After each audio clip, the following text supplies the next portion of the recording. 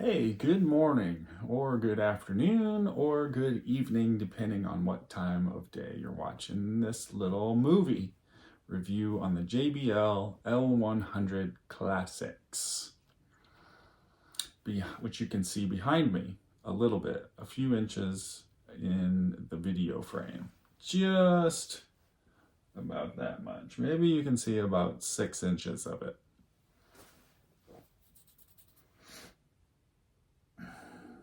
Be nice to see more.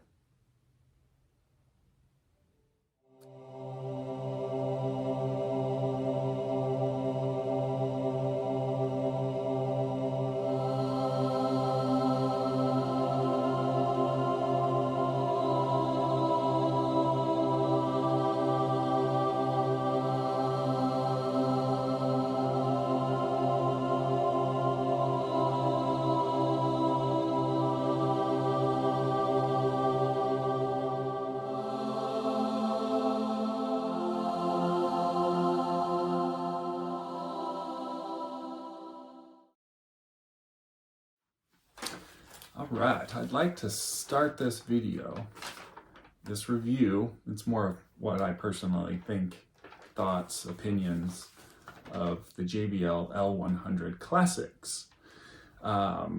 These are just thoughts. I like to do these videos to help the audiophile community out.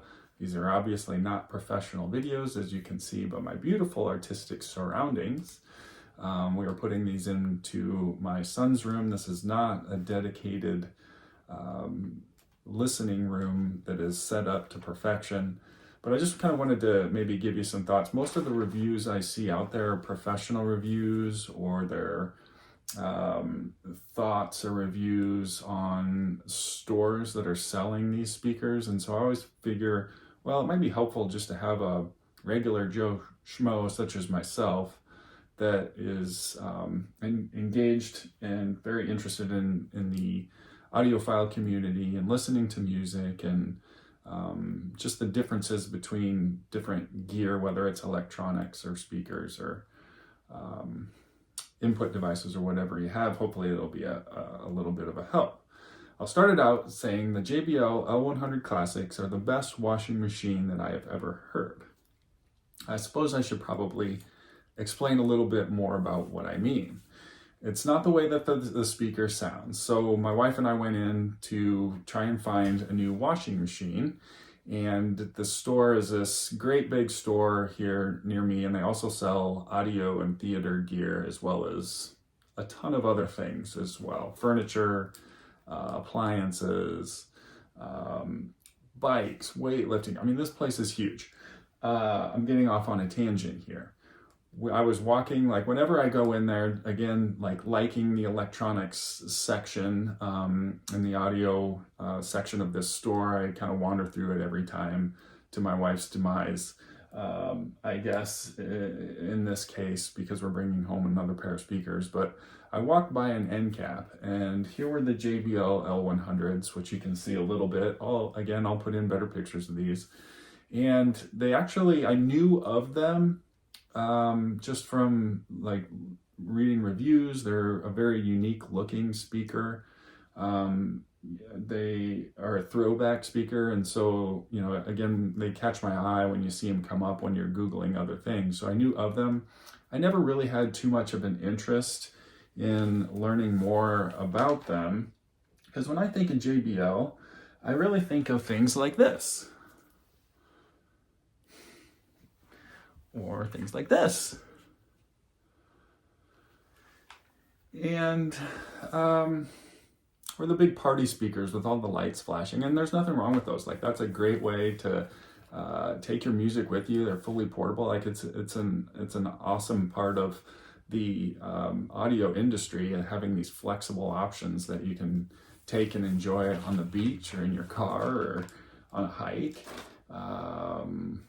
wherever you want. So when I heard the JBL L100 Classics, I was just playing with an end cap display, standing at different distances with the speaker. I was actually very surprised in the speaker of how good it sounded.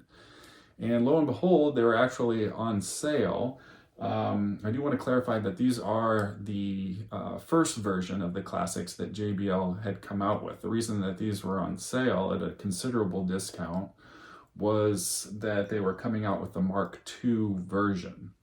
I still figured, well, I'll do this little homemade review because there might be people that are still buying these, finding them on a discount as I did. They might be finding them on the secondhand market and want an opinion on them down the road, whether it's 5 years or 10 years from this point in date. So I think that this will still be helpful. The other reason that I kind of wanted to do it is that the Mark IIs, if you watch the reviews that are out there on the Mark IIs, they say that there is an enhancement in sound, but nobody says what this is. And so again, this is kind of a frustrating thing in the audio world, is trying to come up with like honest thoughts or more detailed thoughts on what a speaker would sound like, or what a revision would sound like. Some of the things that they did with the Mark II is they actually gave it 2 binding posts instead of just a single binding post. So you could buy wired or buy amp it. I think that was the big thing. And then they needed to change the crossover to be able to accommodate that as well. And so I think that that's like the big thing. You know, there might be a slight change in sound, but to me, and again, like this is my opinion, I have not heard the Mark II versions, but I'll bet you that they're probably a very similar in sound. So you could probably use this review. Again, it's always good to listen to these things in person if you have that option. It's kind of difficult for me to do that a lot of times. But I'll bet they're pretty close. So I just wanted to give you some thoughts and opinions on this. Hopefully we'll keep it a little bit shorter. I see my time limit's going up because I like to ramble on these things. When I heard them on the end cap, it was actually paired with the nostalgic looking, the vintage looking JBL amplifier, the JBL SA750. So if you see in my background, I've actually got the shit Ragnarok here that we're using as an amplifier that I really actually enjoy. I've got another review out there on that as well. The JBL SA750 is coming with a little bit more power. The JBL SA750 is 120 watts at 8 ohms, and it's 220 watts at 4 ohms. My little shit Ragnarok here, this is my son's room, as you can see in the background. It's a smaller, more intimate listening session, if I can put it that way. And so I don't think that I needed the extra power. I guess I wasn't overly worried about that with choosing these speakers, or at least listening to them. The other thing I figured, and my wife actually helped me, talk me into it, but she said, you know, the price that these things are at, just try them. If you don't like them, we can either return them, because it's a very nice store to be able to work with. They'll actually allow you to return gear if you aren't happy with it, if you do it in a timely manner and it's not damaged, of course.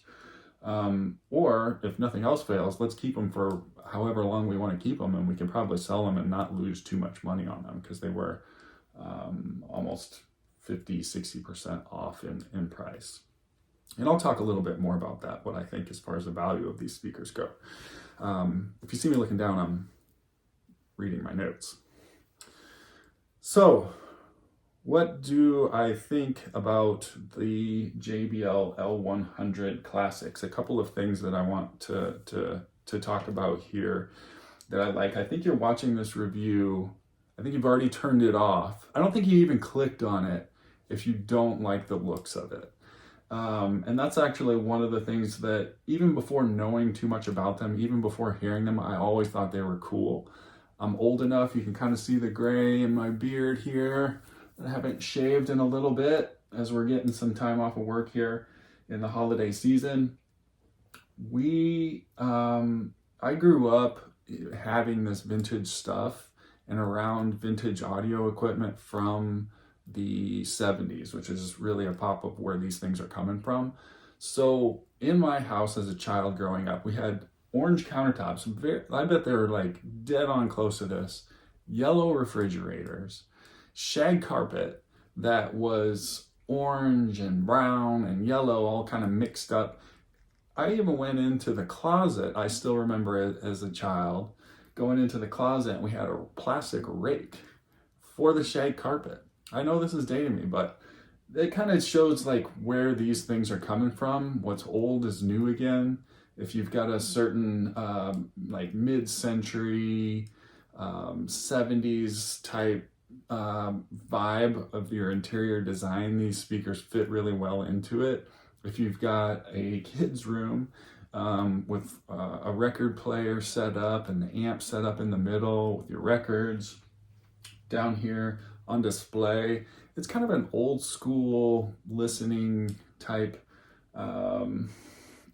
aesthetic, I guess. And so, again, I know that some people are put off by the colors, especially the orange grills or the bright blue grills. They do make gray, like a gray blackish grill if you want something a little bit more conservative, but I love that it pops. It looks good in here with the blue. So again, that's kind of part of the purchase here with these JBL 100s, is that you kind of want something that's cool looking, that's retro looking. There's some trade-offs in sound quality that come with that, and I'll talk a little bit more about that, but they're just cool. You know, for the price of them, we had, you know, my wife and I had spoke about, you know, should we get something that's dedicated, I mean, if we're spending the money, because they aren't cheap, should we get something that's more dedicated to audiophile sound, which would be a tower. I think, though, that was quickly thrown out because the tower would look weird in here, you know, it'd be sticking way up here and it'd be tall and skinny, and you know, with kids messing around in here, that, you know, boys, they get to wrestling and stuff like that, it would make them, you know, towers are kind of wobbly, depending on the brand and the stand and the spikes that you set them on. So we really landed on, like, these are a really cool throwback to have in here. So we talked about the looks. You know, they've got the white woofer, they've got the mid-range, they've got the tweeter if you take off the grills, the big Quadrex grill, the throwback of the Memorex ad. JBL and Macintosh was used in Woodstock. They've really got this cool vibe. And so, again, a big part of the purchase of like buying more speakers, we didn't need more speakers. We had my old vintage ones in here from a kid, my old vintage Jensens. But it was just kind of too good of a deal and too cool of an aesthetic to kind of set his room off that we could pass up. So again, you know, take it or leave it. I think, you know, if you're interested in these speakers, you like the design too. I don't think you'll buy these speakers if you don't like the design. I don't think there's a reason. There's too many drawbacks to the old style design that you would just go with a new style tower, I would think, or you know, an updated bookshelf with some subwoofers instead of the vintage look. So with that said, I think I covered the looks of it. Like it or love it.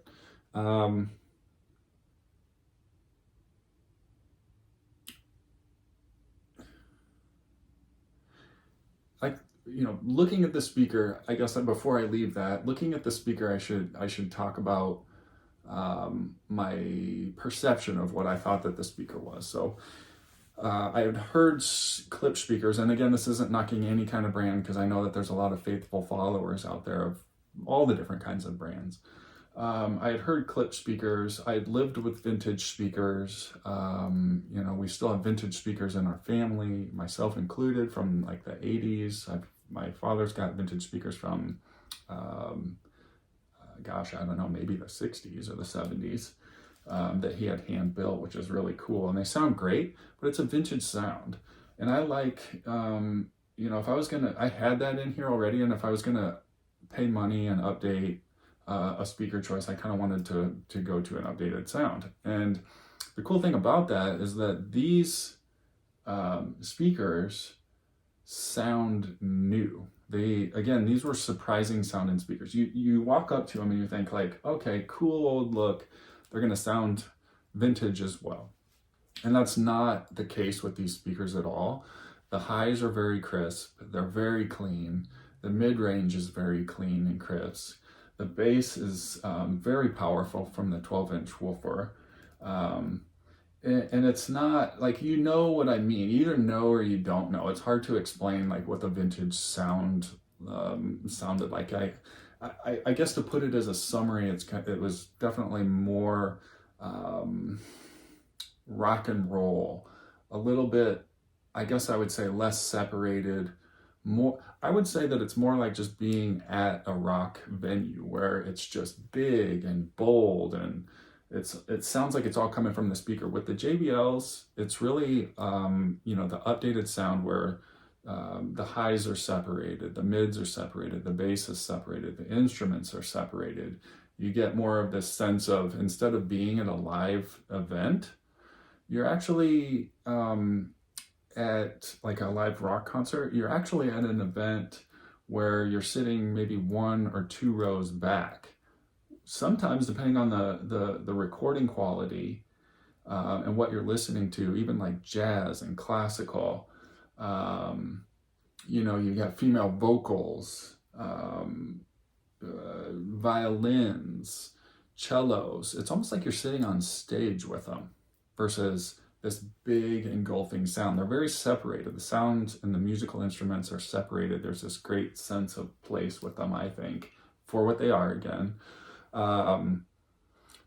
So it's a very new and updated sound, and I think that I really liked that, and that's actually why we brought them home to test them, and we kept them. I've had them for 3-4 months now, if not longer, and I believe that they're gonna stay here in our room.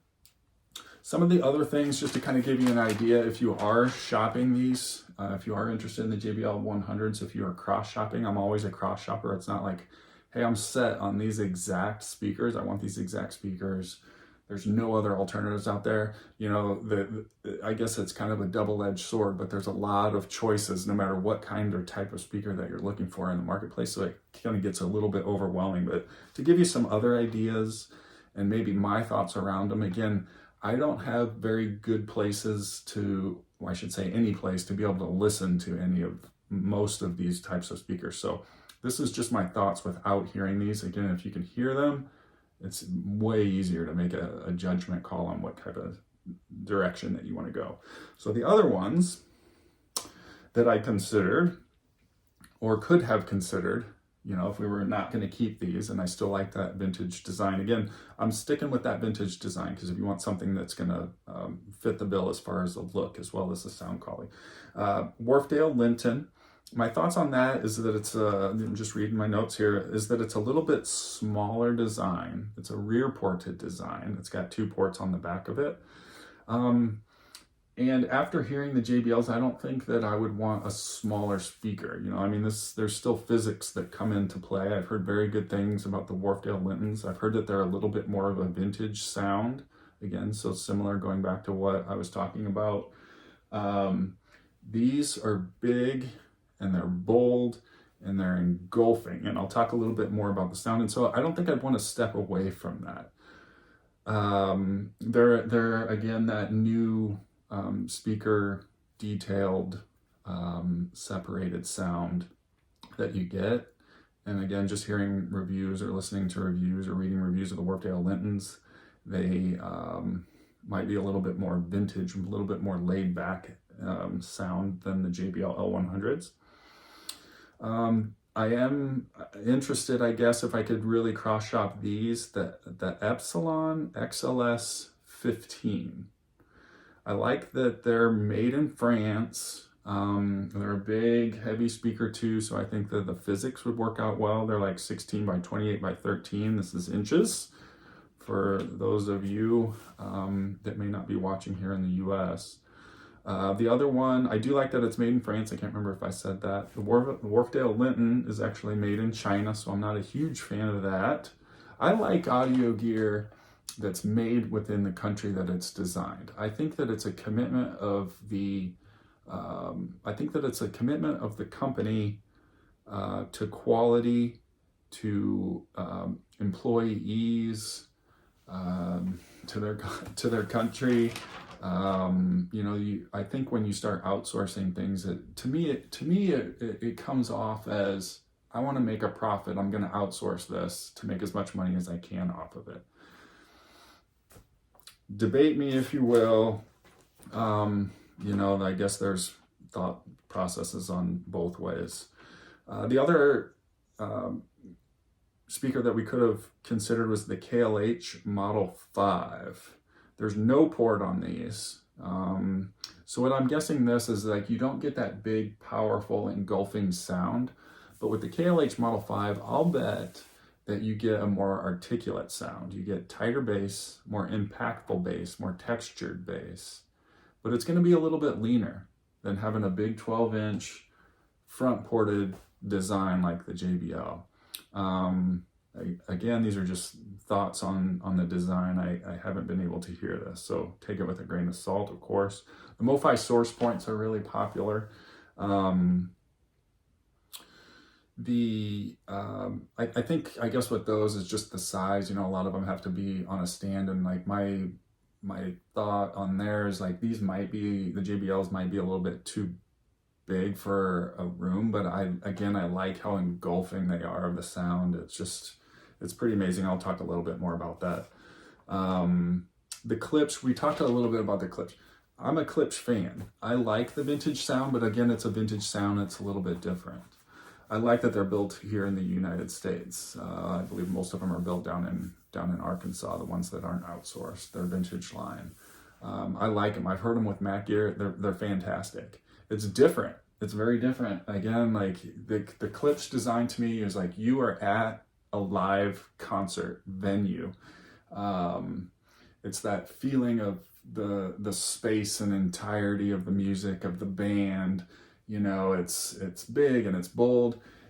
As similar size as these are a more articulate speaker.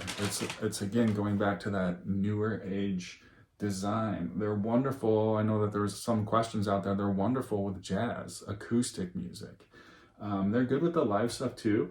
I would almost guess though, or think that you would enjoy the Klipsch better if you like rock music. I think with the tweeter, the metal tweeter, I think with just that more articulate sound, these are actually better to the stuff that I listen to. And that my son listens to, you know, piano and strings and cello. We jam out to some Metallica on these things too, and they do really well. But again, it's like you're the first or second row. It's a more articulate sound, if that helps, than the Klipsch would be. The other one that I'm really interested in that I just recently learned about, and I wish I would have listened to it, that was at an audio store that I went to that I would frequent out in Colorado that are really great guys. It's the Revival Audio. I'm not sure if this was the one that was in the store, but it's the Alante 5. These are about $5,000, so it's a similar price to the JBL 100s if you're paying full price from them. They're designed in France, they're made in France, their materials, their build quality, it seems exceptional. I would love to hear a pair of these, and if I loved them, again, it's a vintage style look. They don't have a big, bold, bright color, but if I liked the sound, if they were a similar sound but a higher quality, built in the country that they were designed in, built in France, not shipped overseas to China, you know, I would be potentially, depending on how good they sound, just because they're absolutely beautiful. Check them out on the internet. I guess out of the ones that I mentioned, they would be the ones that I'd be the most interested in possibly doing an exchange trade, selling these or buying. Again, it's the Revival Audio. These ones that look the most, they make other ones, but the ones that look most similar to the JBLs are the Atalante 5. All right. Build quality of the JBL L100s. I actually think it's pretty good. These are big, heavy speakers. They're 62 pounds. They have this nice veneer on here. I know some people were complaining about the veneer. We haven't had any issues with the veneer whatsoever. It's actually a book. I'll show pictures of this, but the ends are book matched. You know, these are two separate pieces, but they actually took the time and the effort to book match the pieces here. The grills have another piece of veneer on them. They aren't book matched. Like this is you can see that these are separate pieces from here. I think that that's really good. I like the black fronts. I mean, some of these, depending on if you get the limited edition ones, it's all a veneer, the front and the back, or the front and the tops. I actually like the black front because, again, it's going back to that vintage look. And, you know, with the black fronts, the walnut veneer on the top. The white woofer, again, it's awesome. If you're listening to them with the grills on or the grills off, they just really look really good. The knock test, you know, these, I'll do a couple little comparisons between other speakers that I have here too, and the other ones, you know, the Wilson speakers, they're obviously a different, totally animal, a different price range and material. But these are more dense than any of the other speakers that I have here in the house. The bracing, you can kind of hear that it's a really good quality built speaker. They took the time to break down the resonance of the actual cabinet, and I think that comes through in the sound quality too. So I'll put in another little snippet here on what they sound like. Because of this, what they tried to do with this dense construction and good bracing of the speaker is minimize that resonance that you get from cabinets. And these, again, going back to these speakers surprising me, is you actually get hints of my Wilson audio speakers where little micro details come through, texture comes through, you know, something, the stage comes through, the depth of the stage comes through, because you're not listening to just the sound of the speaker, you're also listening in a resonant design of the cabinet moving back and forth, and that kind of smears out what you'll typically see. These, you get a great sense of micro details, you know, texture to those instruments, again, bows moving over strings, clicks and clacks when someone's hitting on that snare drum and then they make a separate sound and click on the rim of it and then go back. Those clicks and clacks they surprised me listening. I'm like, holy cow, these sound very similar to my Wilson Sabrina speakers. And I think part of that comes back to the inherent design of the cabinet being very well constructed and very well braced. It's not exactly the same as like Wilson Sabrina, but you get hints of that through these. You know, it's fantastic for the price range that these are playing in.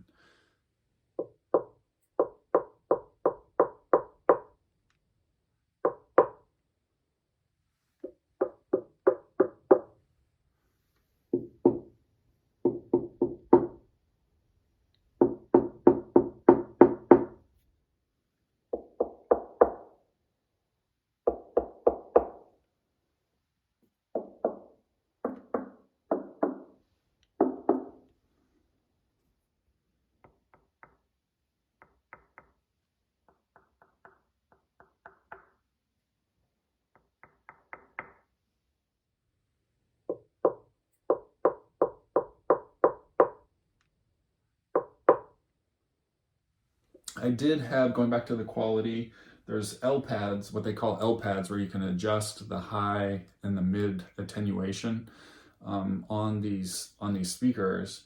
And on my left channel one, there was, when I was adjusting the mid-range frequency, it kind of made the static of the mid-range, and then it totally went out.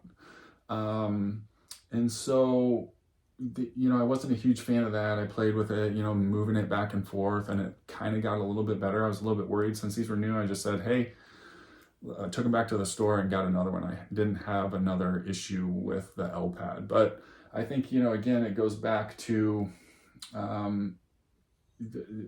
JBL manufacturing these things to a price point. I think those L pads could have been a higher quality piece. You know, there's a lot of plastic used on here that I think could be, you know, a higher quality material, machined metal or whatever. But again, that adds to the price of these things.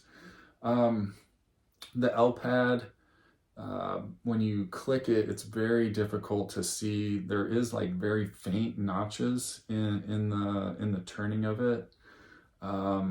But they're so faint, they're not defined. Like, it's very difficult, especially when you're OCD, like a lot of us audiophiles are. You want to click 1, 2, 3 and count. So your right and your left L pad are exactly the same. Is that just me? Possibly. So this may be a gripe that you're not even worried about. It's very hard to set the L pads the same. You can guesstimate and it's similar. Can you hear the difference? Probably not, but it's kind of just one of those OCD things. Like there should be little detents that are countable in the L pads. And again, I think that kind of is a quality issue with them. There's also no markings that would help. You know, there's, I shouldn't say no markings. There's a few markings, and I'll show a picture of the L pad here. But when you turn it, you're kind of guessing. Like, is that a quarter? Is it an eighth? Is it a 16th? You know what I mean? And if there were even lines, again, kind of going back to trying to get both of the speakers the same, that would help in the setup of these speakers with for those of us that are OCD. They're very heavy speakers. They're about 62 pounds. It does look like there's brass connecting plates, binding posts in the back with brass posts, but the plates that they're attached to are actually plastic, so I'm not a huge fan of that. There's just, again, these are kind of nitpicky things, which you know, if you watch any of my other reviews, I like to nitpick things, you know, just to kind of give you an honest, is it affecting the sound? I don't think so. It's just kind of nice when you're working and interfacing with these things. You know, the certain quality things that come across, especially if you're going to pay, you know, retail, these things are around $5,000. So that's a lot of money to me. And so I think like having those extra little details, paying close attention to those extra little details would have made them seem a little bit higher quality.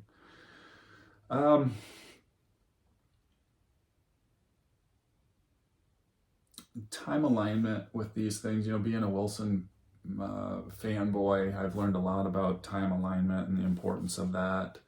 Reading other articles, even outside of Wilson, of course, on how, you know, putting your speakers to the exact listening distance from each ear to ear and from the distance front and back, and getting that squared away really affects the listening quality, of course, in addition to your room. These speakers are hard to do that because they're not a mirror image. And what I mean by that is that really JBL created one speaker, one L100. There's not a left and a right channel. And so normally that wouldn't be an issue, but if you look at the fronts of these, the baffle of these, the tweeters and the mid-range, I believe the woofer's centered, but the tweeter and the mid-range are not centered. And so when you have one speaker, one is, and you put them exact distance, like if you're actually looking at the box, if you put them in exact distance to you to get them set up to look right in your room, especially if you're putting them in between a bookshelf, which again, I know isn't the best audiophile thing to do, but look-wise, I bet a lot of these get set up like this. You get the tweeter off farther away from the left ear than you do from the right ear, and same goes for the mid-range. And so setting them up is a little bit goofy and a little bit wonky because there is one speaker. The other thing that's a little bit weird is that the L82s, I believe it's the L82s, the bookshelf, they look exactly like this. It's like a scaled down version. It's kind of funny. It's Honey, I Shrunk the Speaker. What's weird is that the L82s are a mirror image. Like you'll actually see that there is a left and a right channel to the L82s, if I remember right. I'm not sure why they didn't do this. So in my setup, I actually have one of these speakers further away from the bookshelf. Not a lot, like this isn't huge. Like this isn't gonna be like, oh my gosh, like your room looks totally off kilter. But it's one of the things to consider in setup. What I actually did is I actually used a laser, and I put it on a swiveling tripod at my seating position, and I laser, because the treble frequencies are the most directional, so I think you'll notice it more than that. So I based it off of the tweeter, and I put my laser level. You know, you can get them from Lowe's or Home Depot or Ace for, you know, $100, I think. You don't have to buy an expensive one.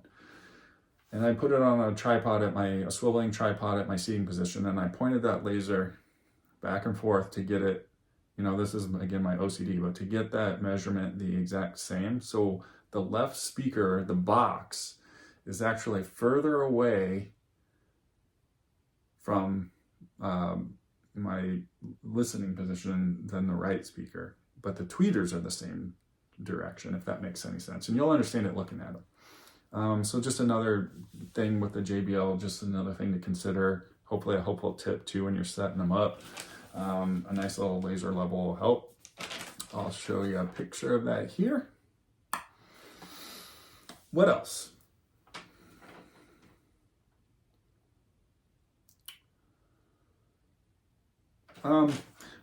Going back, I think this part of this is the mid-range. Part of this is the metal dome tweeter. I'm a soft dome tweeter, or ribbon tweeter kind of guy, I guess. There's preferences and there's advantages and disadvantages to all of the designs on a speaker. There's no perfect speaker, right? I attenuated, and I'll show a picture of this as well. I attenuated the treble. And keep in mind that this is in my son's bedroom, so if you have a bigger, larger scale room, you may not have to do this. I attenuated the treble a quarter of the way back, so the little dot is pointed up.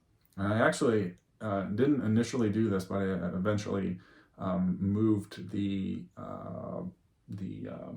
mid-range attenuation to about a quarter of the way back, so that dot's pointed up, very similar to the treble attenuation. They're not a bright sounding speaker. They're very warm and natural and engaging, especially paired with a warm and natural amp, which the shit Ragnarok is.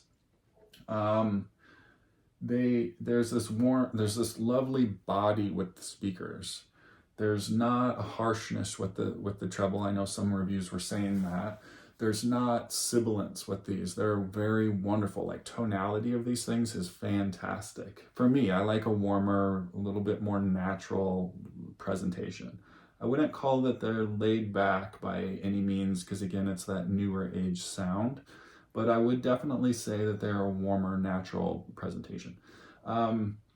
Because I don't know if it's the mid-range or that metal tweeter, they were a little bit fatiguing. Like, the tonality is fantastic. There's no sibilance, but for whatever reason, and it might be because they're too big for this room, but they were a little bit fatiguing. My ears started to feel a little bit tired, I guess, if you will, if you've experienced that probably at rock concerts. But I needed to set those attenuation back. So the nice thing is that you have the L pad to be able to do that.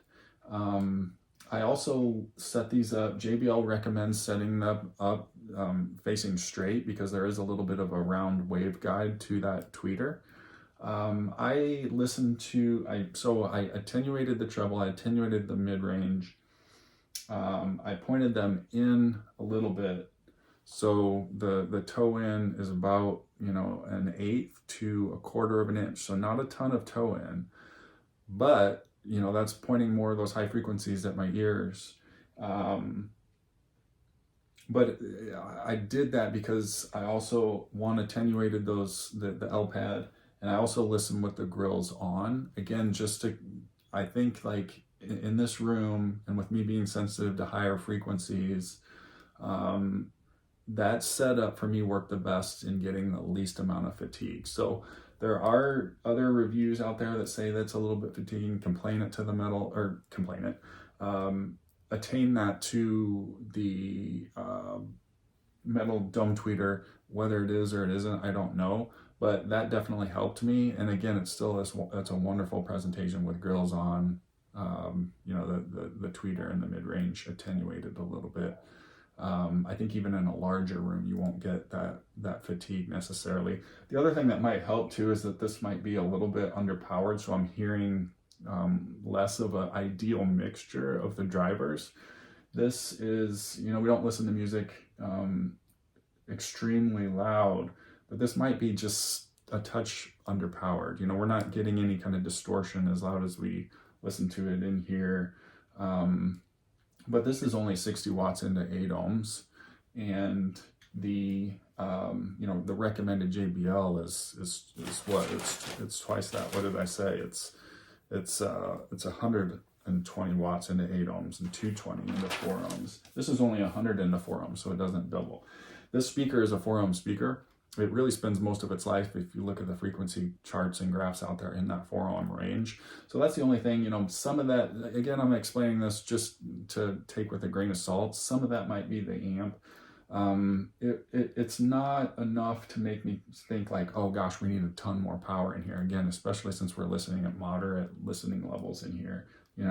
Every now and then we'll crank the Metallica and rock out and get the horns up. But for the most part, like, I think it's a very good pairing, even with it being a lower powered amplifier. If I could listen to this, and hopefully I'll one day be able to get a hold of another Macintosh, I think that I would love to hear these JBL L100s with the power of a Macintosh, the smoothness and warmness of a Macintosh. I think that would be honestly a really good pairing. So hopefully I'm going to try and get that in-house to be able to listen to, just to compare it to something other than just hearing it over the Ragnarok. What else? The input source to this. I listen to it a variety of different ways, and I think that this speaker showcases the difference in power. I think it showcases the difference in input device as well. So I do think that it's that, decent amount of a revealing speaker that you can kind of change and tailor its sound to your need. It sounds very different when we're listening to the Technique's 30-year-old SL turntable than when it does when we stream to it, or Bluetooth to it, I guess, because you can do that. I listened to it, so 3 different input devices. I listened to it with the turntable. Again, it sounds good, but it showcases what that older turntable sounds like.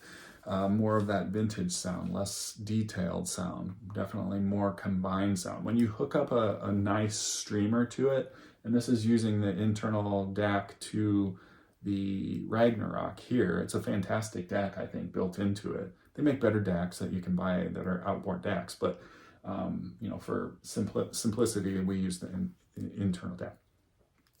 I use the Bluesound node, and if you go from the turntable to the Bluesound node, sound opens up and it just totally surrounds you. It's a really cool experience that these speakers do. They just engulf you in sound, again, like you're sitting one or 2 rows up or sitting on stage with the musicians. Again, I know I've said this like 3 times. It's not that live concert total and sound that you would get from sitting like in the middle of a large rock band concert. It's more of an intimate sound, and you definitely get that if you use a high quality streamer. The Bluesound node is fantastic with the Ragnarok and the JBLs. You get, again, going back to that Wilson, you start to get that amazing texture in voices, that reverberation in voices, the reverberation of singing, the strings, the scale of singers on a stage, or the scale of instruments, forward and backward. Again, you have to play with the speaker setup to kind of get some of this in your room, to get, working with your room to get some of this. But the speakers will allow you to do it. You start to like the Wilsons, and again, I have clipped speakers and they don't do this. They're wonderful speakers, but they don't do this. The JBLs do this, the Wilsons do this. You hear these background sounds that are recorded into the recordings, and you hear clicks and clacks and feet shuffling and things like that, and they're so engulfing, even at lower volumes in the smaller room. And you're like looking around, and you're like, was that the house, settling or expanding and contracting from the heat, the clicks and clacks, or did someone drop something in another room, or jump up and down, like with the bass? And it's just this wonderful, engaging, engulfing experience that you get from these things. And again, the depth and the reality, and like a couple times, like just closed my eyes, and it's just, it takes you to sitting on the stage. Again, going back, they're very surprising speakers for what they are. They're not perfect. I mean, you get sound bouncing off the wide baffle, but for the way that these look, with the vintage look, they're fantastic with the new age design. I'll start to wrap this up. The other input device that I listened on here, I stepped up in a quality to just kind of to show you, and I'll put these in the video clips too, but I hooked up a DCS Lena, which is you know, a very nice DAC as well as a streamer, and combined into one. And using the Bluesound node with streaming through the Bluesound node hooked up to USB and the Ragnarok, what I got was just more of the things that I had enjoyed moving to the Bluesound from the record player. More separation, more detail retrieval, more soundstage was definitely noticeable. Like, it just kind of got more layered and a little bit bigger. The big thing that I noticed though, using that DCS Lena, is the impact of the bass got a lot better. Like, it was definitely more punchy, a little more texture, but I definitely noticed that it was more punchy and quick than it was using the Bluesound. That, you know, and again, it goes back to the speakers are going to showcase what you feed it in amplification as well as input device. I can do this in another review, but was the DCS miles and miles above the Bluesound node with this setup? Not really. I mean, it's very, very enjoyable with the Bluesound node, the Ragnarok, and the JBL L100. So it's a really cool experience. Oh, this is kind of interesting too. The stands. I'll wrap this up with the stands. I had them at first on the floor, and they sound good on the floor too. I just think you should get the stands. You should set them on the stands for a few reasons. Two, if you set them on the floor, the woofer is really close to the bottom, and I think that, like, especially in a kid's room, I think even in a living room, I think in any room that you have people walking, it's dangerous because the woofers are so close. You're going to get people coming up to these and looking at them, and especially if they're in like a public space where you're entertaining, which is fun to do, you know, if you want to show your friends and your family your new speaks. But the woofers are really close. You're going to get somebody's going to accidentally put a shoe through the woofer, or at least clip them or kick them. Put them on a stand. Plus, it puts them up in you know, closer to your ear listening position where they're really designed. I've got them on the actual JBL stands. There's two stands, and I'll show a video clip of the difference between these two stands too. There's the JS120 that you see a lot of them and that people recommend. The interesting thing about the JS120 stands is that they, and I thought that I would like them better because it kind of looks like the speaker's floating. They're right at, if not slightly below, the weight limit. If you look at the weight limit of those stands, it's like 60 pounds. These speakers are 62 pounds. So I'm not sure why they're recommending those stands. The stands put it at an angle back. I can't remember. I'll put it what the actual degrees are if I can find it. So what that is, it's doing a few things. One, it's putting the smaller speaker at an angle back, leaning backwards, so it's kind of moving up to your ear, which gives it a little bit more clarity that I noticed than just having them sitting on the floor. Two, it protects them from somebody kicking them because they're going to kick the stands instead of the speaker, because they're about 6-7 inches off the ground, floating off the ground then. The other thing that it's doing a better job of time aligning the tweeter, which is a higher, you know, quicker rate of getting at your ear than does the mid-range or does the woofer. So it's time aligning it, you know, again, going back to that whole speaker setup methodology. So I would recommend the stands. However, I would recommend the JS, I think it's 150s.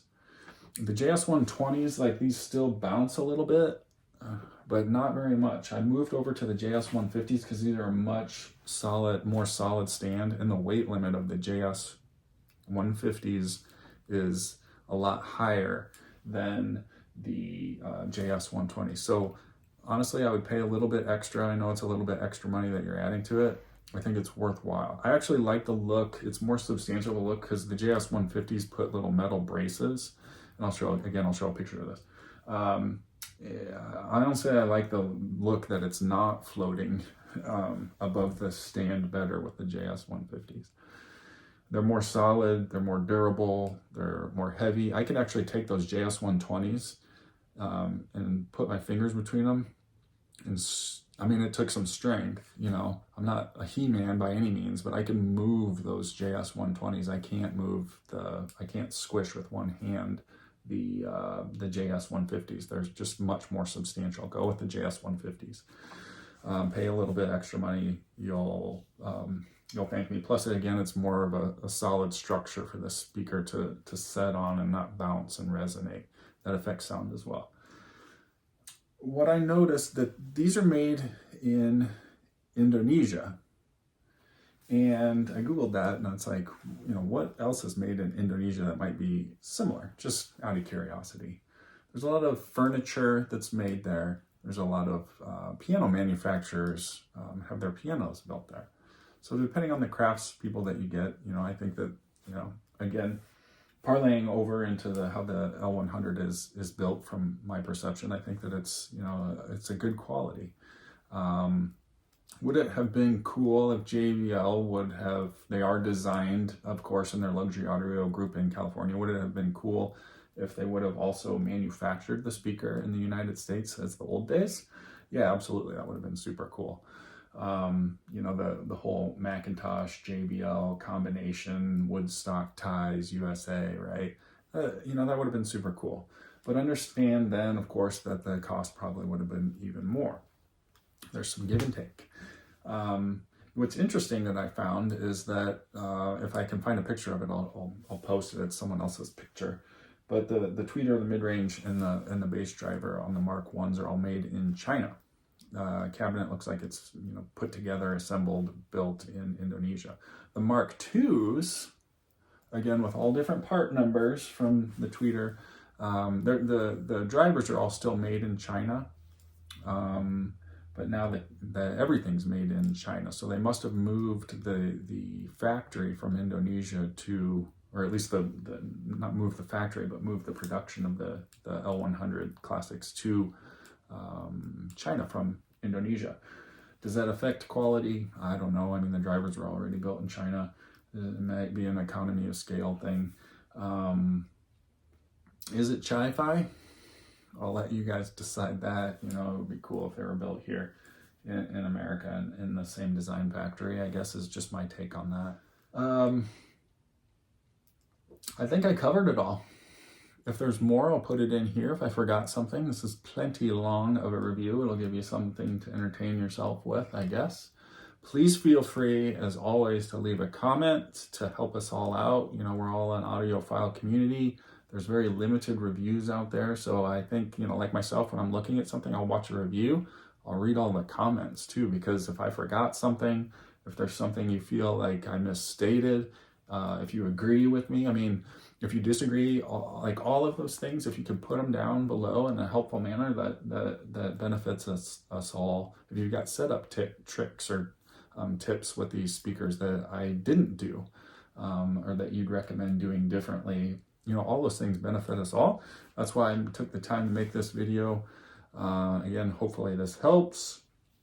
If there's anything that I forgot, please put it in the description below. Thank you all very much for watching. Hopefully this helped. Again, enjoy the music. That's what this hobby is all about. Once you get your gear all settled, sit back, enjoy the music. Thanks for watching, guys. Bye.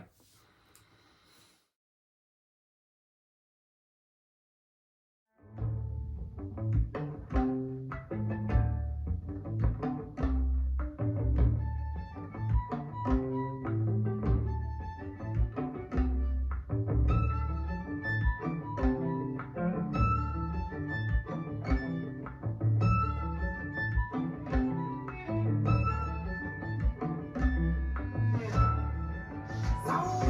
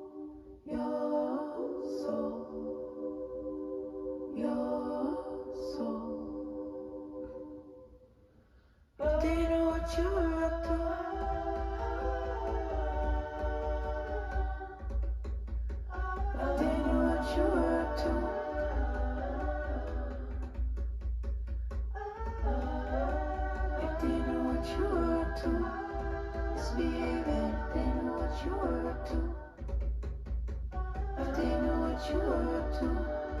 Misbehaving, didn't know what you were up to. Shiny dancing figures in the dark.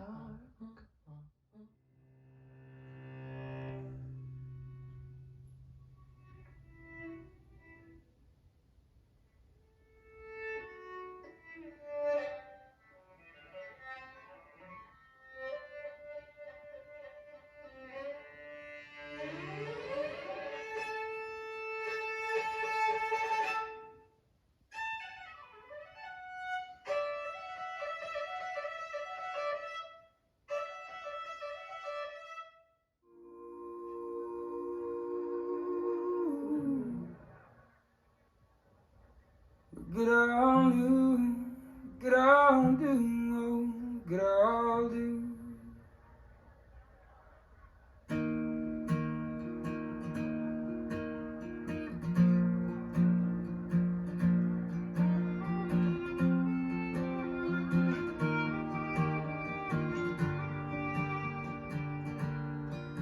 The way the grass smells at night, and you got flames all in your eyes. They reflect the sparkler, and you say we'll never die. Grab me by the hands, just as calloused as I am. Say you're proud.